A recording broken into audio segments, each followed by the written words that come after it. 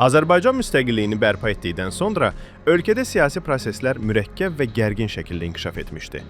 1991-ci il oktyabrın 18-də Azərbaycan dövlət müstəqilliyini elan etdikdən sonra Ayaz Mütəllibov ölkənin ilk prezidenti olmuşdu.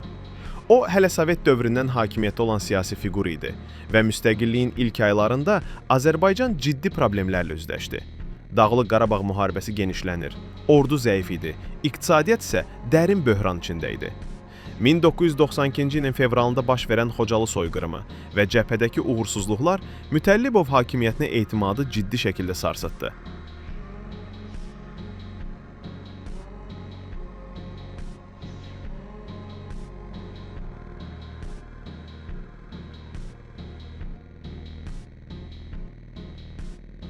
Və o, istefa vermək məcburiyyətində qaldı.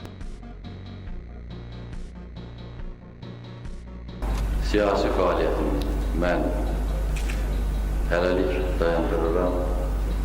Xahiş edirəm bu istifanı müzakirəsiz qəbul edəsiniz və bunun nəticəsində burada yaşayan cəmaat sakitcəsinə edərəyiz. Çox sağ olun.